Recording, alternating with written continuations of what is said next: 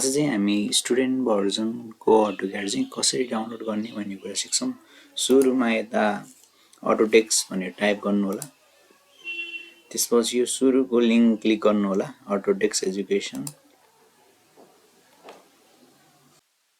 त्यसपछि यसमा अटोक्याडमा get start गर्नु होला।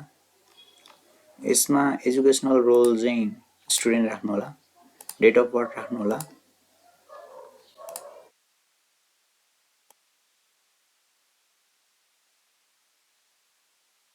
त्यसपछि नेक्स्ट गर्नु होला।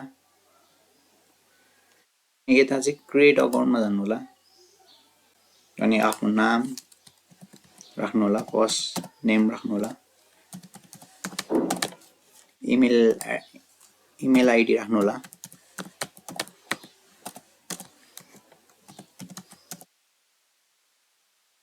कन्फर्म गर्नु होला इमेल एड्रेसलाई।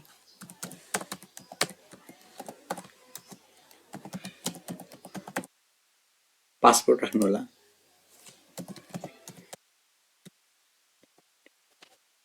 एग्री गर्नु होला यो टर्म एन्ड कन्डिसनलाई। त्यसपछि क्रिएट अकाउन्टमा जानु होला।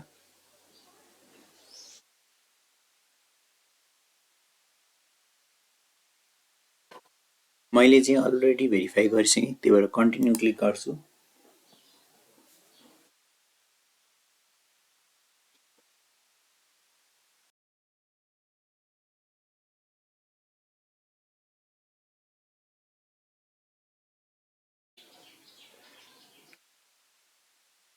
त्यसपछि यस्तो खोल्छ अनि गेट एजुकेसनल एसेसमा क्लिक गर्नु होला।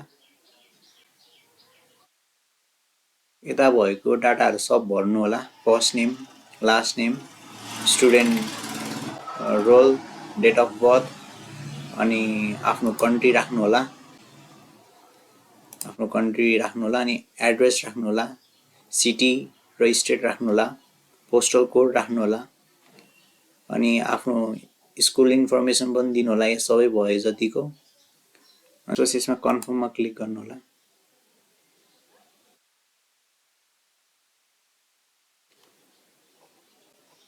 त्यसपछि यसमा चाहिँ हामी एउटा डकुमेन्ट राख्नुपर्छ।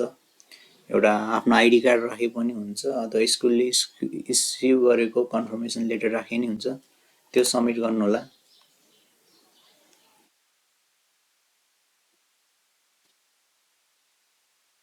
त्यसपछि सबमिटमा हान्नु होला।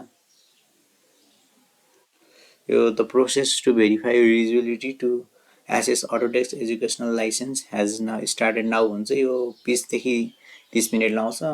यदि राम्रोसँग दिनुभएको छ भने 2-3 मिनटमै हुन्छ। त्यसपछि क्लोज गर्नु होला।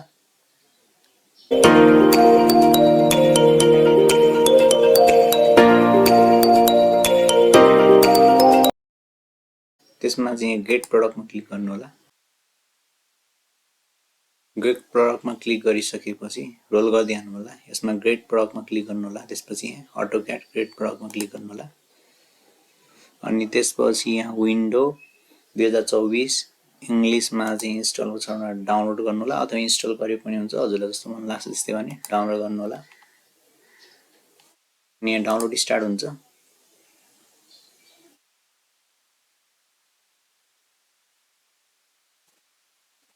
अनि यसमा हजुरले यो जुनसुकै एपहरू पनि अथवा सफ्टवेयरहरू हजुरले डाउनलोड गर्न सक्नुहुन्छ। सिभिल 3D पनि छ यसमा, त्यो पनि डाउनलोड गर्न सक्नुहुन्छ। यो चाहिँ 1 वर्षको लागि हुन्छ।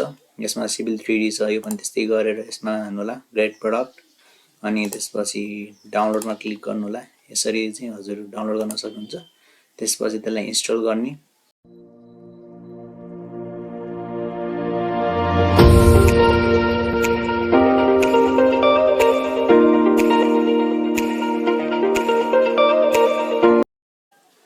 अनि यसरी चाहिँ इन्स्टल गरिसकेपछि हजुरले यसरी खोल्न सक्नुहुन्छ।